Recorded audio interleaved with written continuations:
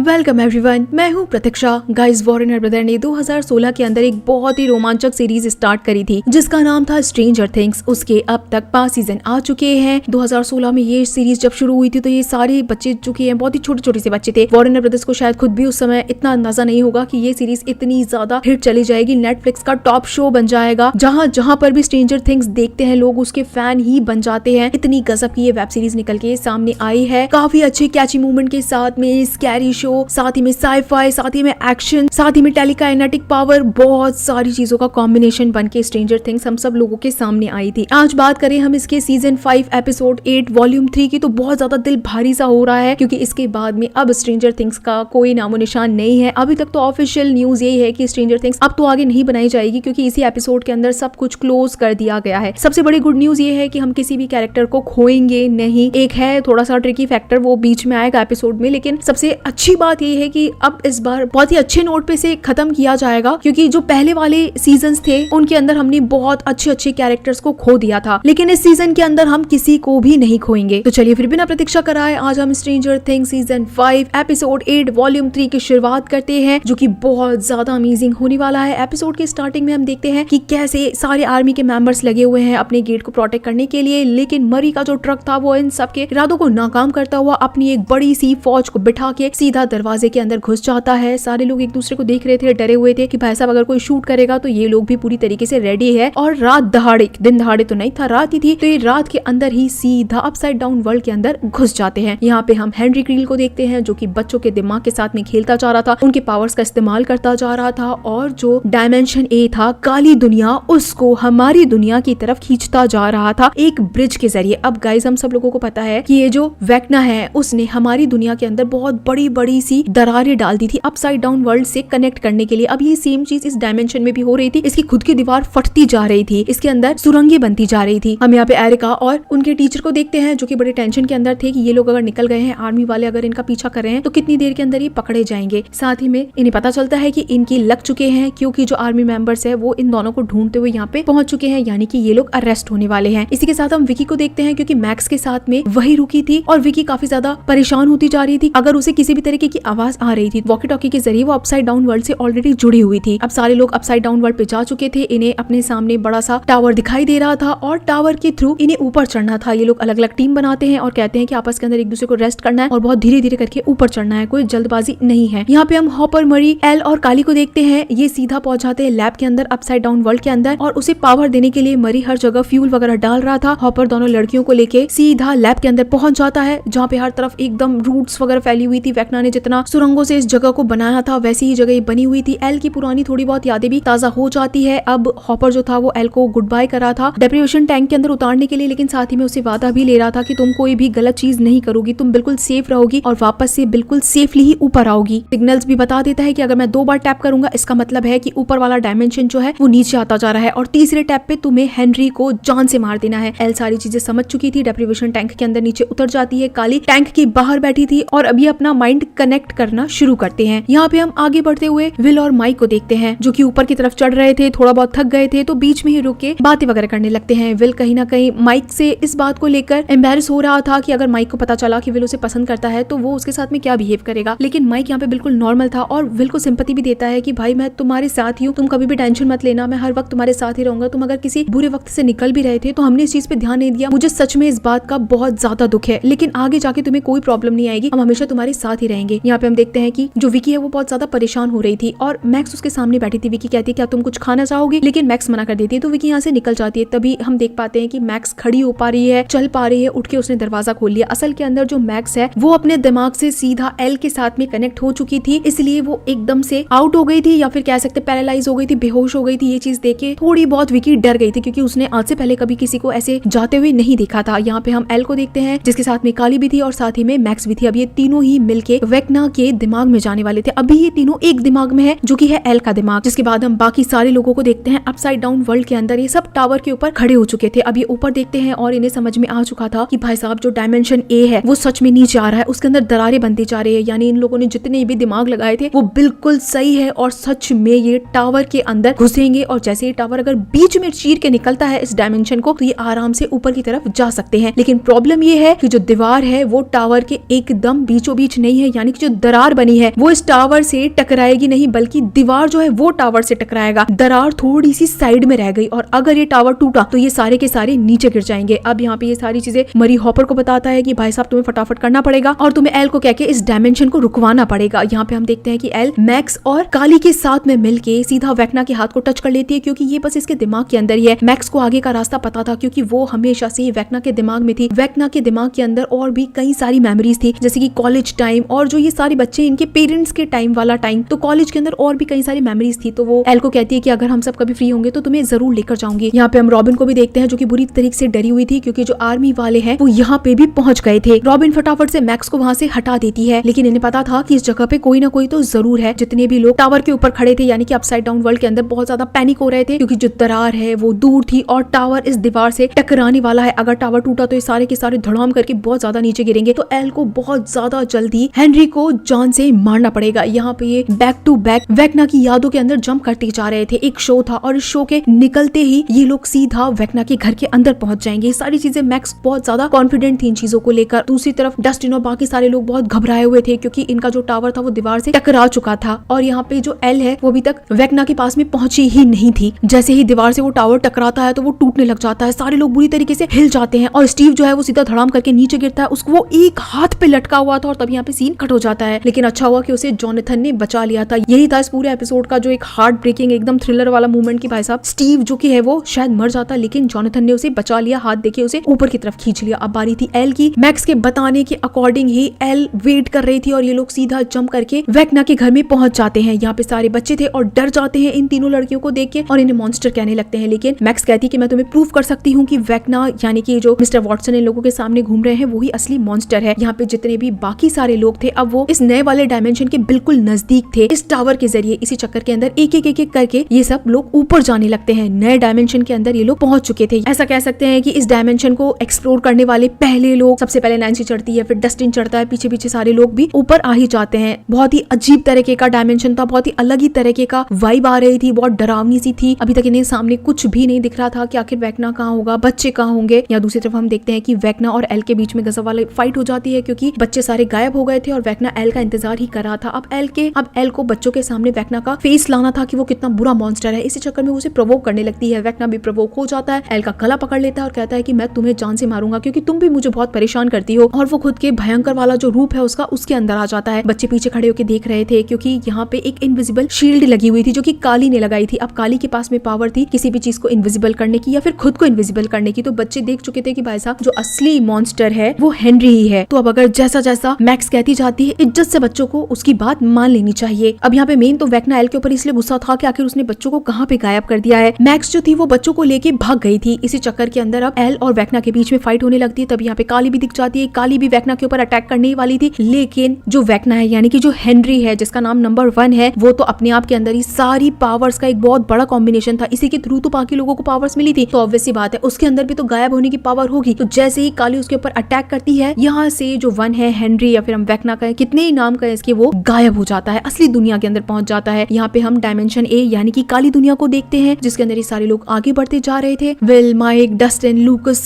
सब लोग आगे बढ़ते जा रहे थे। जोनाथन और स्टीव भी आपस में बात करते हैं। इन दोनों को कहीं ना कहीं रिग्रेट था और साथ ही में जोनाथन को तो बहुत ज्यादा ही था कि स्टीव का हमेशा से उससे झगड़ा रहा है, लेकिन वो एक बढ़िया लड़का रहा है जब वो यहाँ पे नहीं था और नैन्सी को उसकी जरूरत थी तो उस वक्त स्टीव ने उसका साथ दिया था। तो अच्छी बात है कि एटलीस्ट स्टीव हर किसी की बात सुनता है, समझता है, साथ रहता है। तो यहाँ पे स्टीव कहता है कि नहीं ऐसी कोई बात नहीं है, वो हमेशा से मेरी बहुत अच्छी दोस्त रही है तो मैं तो उसका साथ देता ही, चाहे तू होता भी या नहीं भी होता। ऐसे इनके बीच में हंसी मजाक चलती रहती है। दोनों एक दूसरे को सॉरी थैंक यू बोल के आगे बढ़ते हैं। अब आगे जाते इन्हें यही स्केलेटन वाला हाथ दिखता है और इन्हें समझ में आ जाता है कि जो वेक्ना है वो जरूर इसके अंदर होगा, बच्चे वगैरह भी इसके अंदर होंगे। लेकिन इन लोगों को अभी तक लग रहा था कि अगर एल ने दूसरे डायमेंशन को रोका है तो जरूर उसने वेक्ना को भी जान से मार दिया होगा। लेकिन तभी यहाँ पे विल जो था वो हाइव माइंड से कनेक्ट हो जाता है। यहाँ पे दूसरी तरफ हम सारे बच्चों को देखते हैं क्योंकि मैक्स जो है वो सारे बच्चों को भगा के जंगल के अंदर ले आई थी। यहाँ पे एल और काली भी आ गए थे। वो सारे बच्चों को सीधा केव तक लेके जा रहे थे क्योंकि वहीं पे जो वेक्ना है वो नहीं पहुंच पाता है। लेकिन अब यहाँ पे गड़बड़ होना शुरू हो जाती है। वहां से वेक्ना भागा था। हम यहाँ पे अपसाइड डाउन वर्ल्ड के अंदर देखते हैं जहाँ पे हॉपर ने डेप्यूटेशन टैंक के अंदर एल को रख रखा था और काली भी यहीं पे बैठी थी। तो उसे काली कहीं पे दिखती ही नहीं है। वो उसके पास आता है तभी उसे पीछे से बहुत भयंकर वाला धुआं दिखता है। पता चलता है यहाँ पे हॉपर के सामने सीधा वेक्ना आ गया है और उसे बहुत भयंकर वाली यादें दिखा रहा है अपनी बच्ची की जो मर गई थी और हॉपर उसे बचा नहीं पाया था। एल और काली का कन्वर्सेशन काली ने एल को अपने साथ में ब्रिज के ऊपर रुकने के लिए और एक साथ में ब्लास्ट होने के लिए कहा था, ताकि ये ना तो जिंदा बचे और ना ही कोई नया डॉक्टर आके इनके ऊपर एक्सपेरिमेंट करे और ना ही ये किसी और को पावर्स दे सके। तो इन दोनों को खत्म होना जरूरी है। हॉपर ने ऑलमोस्ट बहुत सारी चीजें देख ली थी और अब उसे वेक्ना के ऊपर भयंकर गुस्सा आ रहा था। वो धमाधम शूट कर देता है, लेकिन पता चलता है कि वहां पे तो वेक्ना था ही नहीं, उसने सीधा डेप्रिवेशन टैंक के अंदर शूट कर दिया है और वो गोलियां जाके सीधा एल को लगी है और एल ऑलमोस्ट मर गई है। गुस्से के अंदर आके हॉपर उसी डेप्रिवेशन टैंक को तोड़ देता है और एल को बाहर ले आता है, लेकिन पता चलता है कि वेक्ना ने तो ये सब कुछ एक इल्यूजन क्रिएट करा था ताकि वो एल को इस टैंक से बाहर निकाल सके। और यहाँ पे होता भी यही है, जो वेक्ना का दिमाग है उसके अंदर से तीनों लड़कियां यानी कि मैक्स, काली और एल गायब हो जाते हैं। बच्चे बिल्कुल अकेले थे। वो तो हॉली इंटेलिजेंट थी, इसी चक्कर के अंदर बच्चों को लेके भाग निकलती है। लेकिन हॉपर को पता चलता है कि भाई साहब एल को तो कुछ हुआ ही नहीं है, वो बिल्कुल ठीक है, ये बस वेक्ना का एक तरीके का इल्यूजन है। लेकिन अब यहाँ पे वेक्ना और काली को समझ में आ गया था कि बच्चे अकेले हैं और जैसा कि डस्टिन ने बताया था कि अगर बच्चे भाग गए हैं तो बिना बच्चों के वेक्ना कुछ भी नहीं है, तो हमें सीधा उसी नए वाले डायमेंशन के अंदर जाना पड़ेगा और वहां से वेक्ना के ऊपर डायरेक्ट अटैक करना पड़ेगा। इतनी देर के अंदर जो आर्मी वाले थे वो कहीं ना कहीं इस जगह पे भी घुसने वाले थे। यहाँ पे एल और हॉपर के बीच में जबरदस्त झगड़ा हो जाता है, क्योंकि हॉपर को पता चल गया था कि एल जो की है वो ब्रिज के ऊपर रह के मरने वाली है, वो वापस कभी आएगी ही नहीं। हॉपर बहुत रोता है, एल को बहुत समझाता है कि देखो ऑलरेडी तुमने अपने लाइफ के अंदर बहुत सारी चीजें देखी है, खुद ही परेशान हुई हो, तुम्हारा आज तक किसी ने साथ नहीं दिया है, तुम बचपन से ही एक एक्सपेरिमेंटल टूल बन के रह गई हो, आखिर तुम खुद के ऊपर इतनी ज्यादा निर्दयी कैसे हो सकती हो? मैं तुम्हें अपने साथ रखूंगा, मैंने तुम्हें बड़ा किया है तो मैं तुम्हारी जिम्मेदारी लेता हूँ, तुम ऐसा कोई भी गलत काम नहीं करोगी, अगर तुम ऐसा करोगी तो मैं तुम्हें बाहर जाने ही नहीं दूंगा। इस बात के ऊपर एल कहीं ना कहीं हॉपर को विश्वास दिलाती है कि नहीं, वो वापस आ जाएगी, चाहे कुछ भी हो जाएगा, वो नहीं मरेगी और ब्रिज से लौट कर आएगी। तब हॉपर कहता है कि अगर तुम वापस नहीं आई तो मैं इस पूरी दुनिया को उड़ाऊंगा ही नहीं, क्योंकि बटन तो मेरे हाथ में है। और एल कह के जाती है कि ठीक है, मैं वापस जरूर आऊंगी। जिसके बाद में हम बच्चों को देखते हैं जो कि जंगल के अंदर कंटिन्यूअसली भाग रहे थे, क्योंकि इन्हें पता था कि अब इनके साथ में कोई बड़ी लड़कियां तो है नहीं। हॉली सारे बच्चों को केव के अंदर पहुंचा देती है, डेरिक रह जाता है, डेरिक को पकड़ के लेकर आती है और बेचारी खुद वेक्ना का शिकार बन जाती है। वेक्ना उसके पैर पकड़ लेता है, लेकिन डेरिक कैसे तैसे करके उसे अंदर ले आता है। सारे बच्चे हॉली को वापस देख के बड़े खुश थे। काली दुनिया के अंदर हम देखते हैं जहाँ पे सारे लोग आगे बढ़ रहे थे, तभी इन्हें एकदम से विल की आवाज आती है और पता चलता है जो विल है वो हाइव माइंड से जुड़ गया था और बच्चे जो की है वो बिल्कुल अकेले हो गए हैं। सारे बच्चे गुफा के अंदर तो जा चुके हैं, लेकिन उनके साथ में कोई नहीं है, ना काली है, ना एल है, ना मैक्स है, वो सारे के सारे गायब हो गए हैं। इसका मतलब है कि वो इंसानी बॉडी के अंदर आ गए हैं। सबसे बड़ी गड़बड़ जो मैंने अभी थोड़ी देर पहले ही बताई थी कि ये गड़बड़ हो गई है, वो ये थी कि वेक्ना जो है, जो अब तक भी अपने सबसे भयानक याद के अंदर नहीं घुसता था, यानी कि इस गुफा के अंदर नहीं घुसता था, क्योंकि वो डरता था इस गुफा की मेमोरी से, वो इसके अंदर चला जाता है बच्चों को पकड़ने के लिए। अब वेक्ना की असली जो मेमोरी थी कि आखिर वो किस चीज से इतना डरा करता था, उसको कहीं ना कहीं हम क्लोजली देखने वाले हैं। ये जो छोटा बच्चा हम देख रहे हैं, छोटे से हेनरी को, वो इस आदमी के पास जाता है। वो आदमी इस बच्चे को मना करता है कि नहीं नहीं, तुम इसे मत लेना, और इस बच्चे के हाथ पे बंदूक भी चला देता है, लेकिन हेनरी के हाथ पे कुछ भी नहीं होता है, बल्कि वो इस ब्रीफ केस को अपने हाथ में ले लेता है, इस आदमी का सर फोड़ के। हॉली सारे बच्चों को समझाती है कि अंदर तुम जो भी चीज देखने वाले हो सब बिल्कुल इलॉजिकल है, तुम्हें किसी भी चीज को नहीं देखना है और सीधा आगे भागते जाना है, कोई भी पीछे मुड़ के नहीं देखेगा। लेकिन यहाँ पे हॉली को समझ में आ जाता है कि वेक्ना जो है वो आ गया है, तो बाकी बच्चों को आगे भेज के वेक्ना से लड़ने के लिए हाथ में एक डंडा लेके खुद ही खड़ी हो जाती है। उसको पता नहीं कौन सा भीम आ गया था कि वो सोच रही थी कि वेक्ना से लड़ लेगी। यहाँ पे दूसरी तरफ विल जो है वो ऑलरेडी हाइव माइंड से जुड़ा हुआ था, तो उसे सब कुछ पता चलता जा रहा था कि हेनरी जो है वो बुरी तरीके से डरा हुआ है, खुद की मेमोरी के सामने खड़ा है, उसे कुछ तो दिखाई दे रहा है, बच्चे जो की है वो भाग रहे हैं बैक टू बैक। जिसके बाद हम देखते हैं कि एल, काली, हॉपर ये तीनों जैसे ही नए डायमेंशन के अंदर जाने वाले थे, तभी इनके ऊपर आर्मी जो है वो बुरी तरीके से अटैक कर देती है और अपने साथ में ऐसी साउंड वेव्स लेकर आती है जिससे कि ये हमेशा से डिस्ट्रैक्ट हो जाते हैं, क्योंकि ये साउंड वेव्स एल और काली नहीं झेल पाते हैं। बाकी इंसान झेल पाते हैं, लेकिन इन स्पेशल पावर वाले बच्चे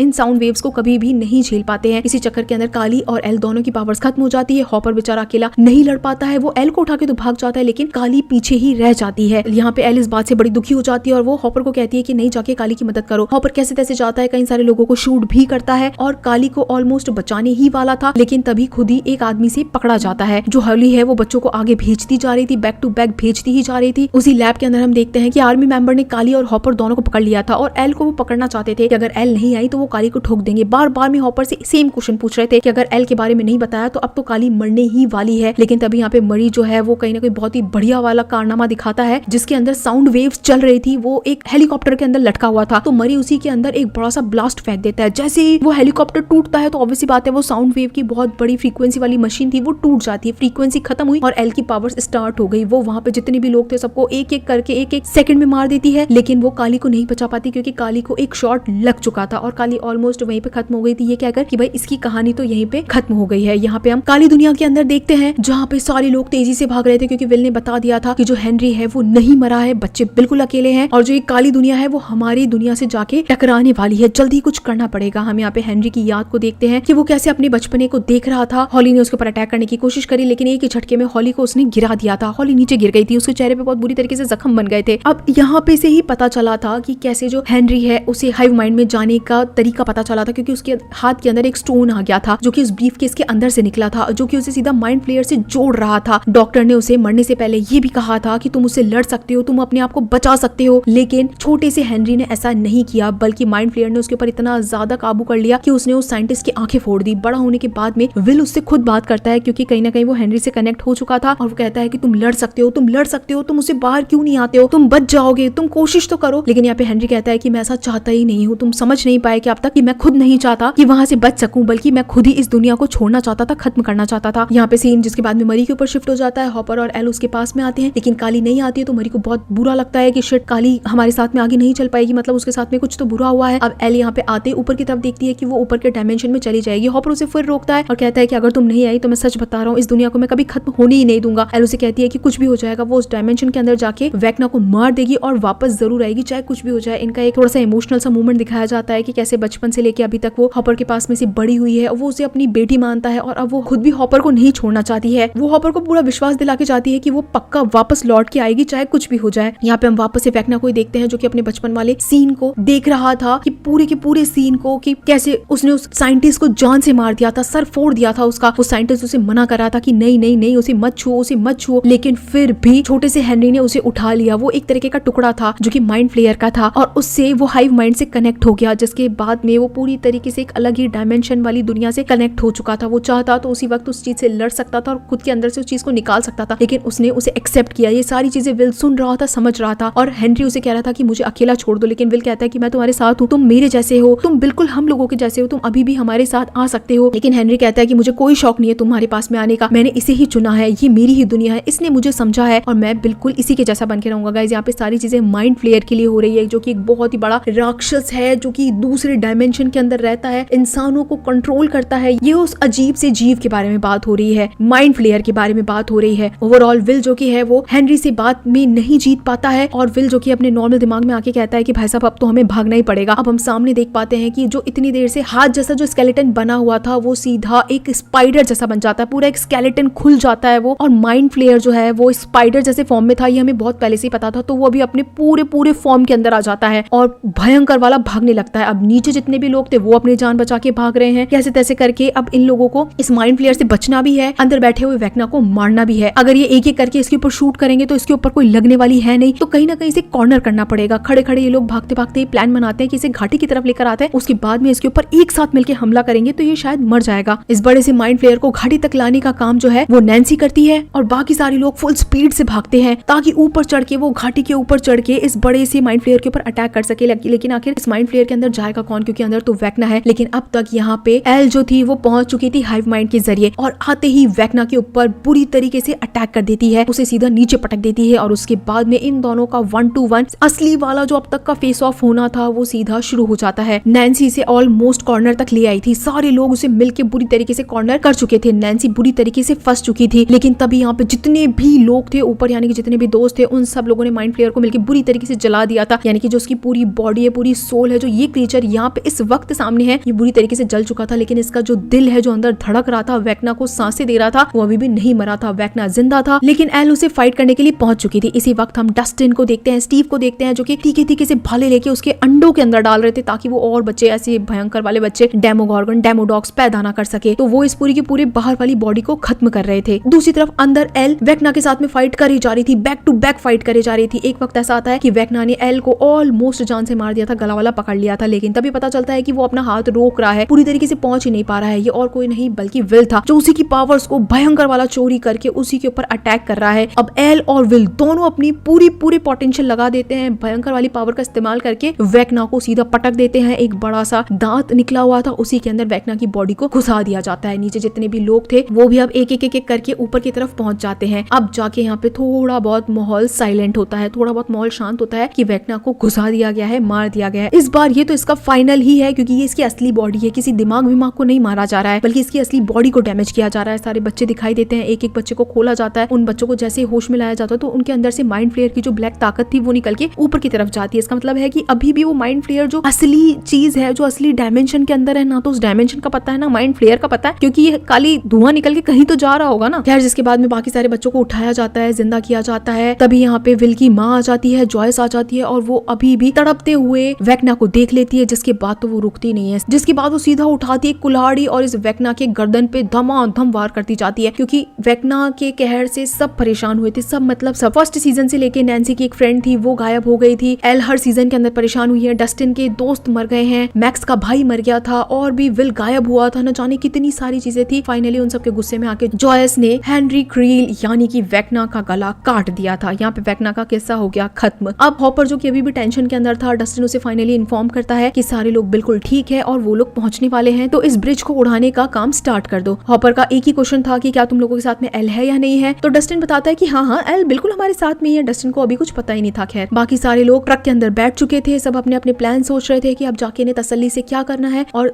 जो सीडी प्लेयर था वो स्टार्ट कर दिया जाता है, क्योंकि जैसे ये लोग बाहर निकलेंगे तो एक बहुत बड़ा धमाका होगा, जो कि डायमेंशन ए यानी कि काली दुनिया और इस अपसाइड डाउन वर्ल्ड, इस पूरे ब्रिज, वार्म होल, सबको तोड़ देगा, सबको ब्लास्ट कर देगा, और हमारी दुनिया से एक कनेक्शन जो कि वो खत्म कर देगा। लेकिन अभी कहानी पूरी तरीके से यहाँ खत्म कहाँ हुई थी। ये लोग जैसे ही बाहर आते हैं, आर्मी वाले मेंबर इनका स्वागत करने के लिए पहले से ही खड़े थे। बच्चों, बड़ों, सबको आर्मी मेंबर पकड़ लेते हैं, क्योंकि इनको चाहिए थी एल, लेकिन एल तो इनके पास थी ही नहीं। एल भाग गई थी। पहले तो सब बड़े खुश हो रहे थे, लेकिन एल के तो प्लान कुछ और ही थे। एल जाके सीधा अपसाइड डाउन वर्ल्ड के दरवाजे पे खड़ी हो जाती है, क्योंकि ब्रिज टूटने वाला है, सब कुछ खत्म होने वाला है, और एल बिल्कुल वहीं खड़ी थी। एल आखिरी के अंदर माइक के दिमाग के अंदर जाती है और उसे कनेक्ट करती है और उसे समझाती है कि वो इनके साथ में वापस नहीं आ सकती है, क्योंकि अगर वो यहाँ पे रही तो चीजें बहुत ज्यादा बदल जाएंगी, चीजें बहुत खराब हो जाएंगी, वो कभी संभाल भी नहीं सकती इन चीजों को। उसके जैसे बच्चे और नहीं बनने चाहिए, और ये डॉक्टर के का प्रोजेक्ट कभी खत्म नहीं होगा। माइक उसे बहुत रोकता है कि हम कहीं और चले जाएंगे, कहीं और दुनिया बना लेंगे, लेकिन एल उसकी बात नहीं मानती है, उसे बहुत समझाती है कि उसे जाना ही पड़ेगा, और उसे फाइनल गुड बाय कह देती है। जैसे ही एक बहुत बड़ा धमाका होता है, जो कि वर्म होल की दीवार पे लगता है, जिससे कि शील्ड बनी हुई थी, तो उसके चक्कर में बड़ी सी वेव आती है, इससे पूरा का पूरा ब्रिज टूट जाता है, जो कि काली दुनिया के डायमेंशन को अपनी दुनिया से बिल्कुल अलग कर देता है, और वो दुनिया जो खत्म हो रही थी, ब्लास्ट हो रहा था, उसके अंदर एल भी गायब हो जाती है। सब भयंकर रोते हैं कि एल को ऐसा नहीं करना चाहिए था, लेकिन सब चीजों को खत्म करने के लिए एल को यहाँ से जाना ही पड़ा था। सब रोते रह जाते हैं, देखते रह जाते हैं कि एल क्यों गई, एल क्यों गई, लेकिन जो एल है वो चली जाती है। जिसके बाद कहानी थोड़ी सी नॉर्मल जोन पे आती है। 18 महीने बाद यानी कि 1.5 साल बाद में देखते हैं कि कहानी अब थोड़ी सी सेटल हो चुकी है। रॉबिन अपना रेडियो संभाल रही है, बच्चों का कॉन्वोकेशन आ चुका है, यानी कि इनके ग्रेजुएशन वाला टाइम आ चुका है। स्टीव जो कि है वो बच्चों को अब स्पोर्ट्स सिखाता है। हर कोई अपनी अपनी लाइफ में जा चुका है, अपने अपने काम में बिजी है। Max, Lucas, Dustin, Mike, Will, इन सब के कॉन्वोकेशन का डे है। ग्रेजुएशन डे पे आज ये सबको अपनी अपनी रिपोर्ट्स मिलने वाली है। सब अपने अपने पेरेंट्स के साथ में है, बड़े खुश हैं। यहाँ पे जॉयस और जो हॉपर है वो भी साथ साथ में रह रहे हैं, विल के साथ में पिक्चर्स वगैरह क्लिक करा रहे हैं। डस्टिन भी अपनी माँ के साथ में पिक्चर्स क्लिक करा रहा है, लेकिन एक माइक ही है जो कि अभी तक भी एल को भूला नहीं है, और उसकी ग्रेवयार्ड पे जाके हमेशा उसे याद करता है। हॉपर जाता है, उससे बात करता है और कहता है कि दुखी जितने तुम हो उतने मैं भी हूँ, लेकिन तुम्हें आगे तो बढ़ना ही पड़ेगा। उस लड़की ने बहुत ही सोच समझ के फैसला लिया है, हमें बहुत दुख है, लेकिन अब तुम्हें इस चीज से बाहर निकलना ही पड़ेगा। कहीं ना कहीं माइक को अभी भी बहुत ज्यादा दुख था कि भाई साहब एल क्यों चली गई। ये दोनों एक दूसरे को संभालते हैं और सीधा अपने स्कूल के प्रोग्राम में चले जाते हैं ग्रेजुएशन डे पे। यहाँ पे प्रिंसिपल पहले छोटी मोटी बातें कहता है, उसके बाद में अब सबके अवार्ड लेने का टाइम आ जाता है। सबसे पहले डस्टिन जाता है, लेकिन डस्टिन वहाँ पे जाके सबकी धज्जियां उड़ा देता है, क्योंकि उसे स्कूल सिस्टम पसंद ही नहीं था कि बच्चों को काफी ज्यादा टॉर्चर किया जाता है, उन्हें फालतू में मार्क्स लाने के लिए बहुत ज्यादा फोर्स किया जाता है, दिमाग को मैनिपुलेट करा जाता है। इतना करने की कभी जरूरत होती नहीं है, बच्चा अपने हिसाब से चीजें कर सकता है। तो वो सबसे पहले इस चीज को रिजेक्ट करता है और इस चीज को बॉयकॉट करता है कि वो तो स्कूल सिस्टम को नहीं मानेगा। खुद की कॉन्वोकेशन, खुद के ग्रेजुएशन डे पे खुद की टोपी उड़ा देता है, कपड़े निकाल देता है और प्रिंसिपल को गालियां दे देता है। हालांकि उसके लिए बहुत फन था, बाकी सारे बच्चे भी इस चीज को बहुत फनी मान रहे थे। ओवरऑल इनका ग्रेजुएशन डे खत्म हो जाता है, और इन सब चीजों से डस्टिन से एक लड़की पट भी जाती है। डस्टिन से एक लड़की इंप्रेस हो गई, यही बहुत बड़ी चीज थी। जिसके बाद हम सारे बड़े बड़े लोगों को देखते हैं, यानी कि नैन्सी,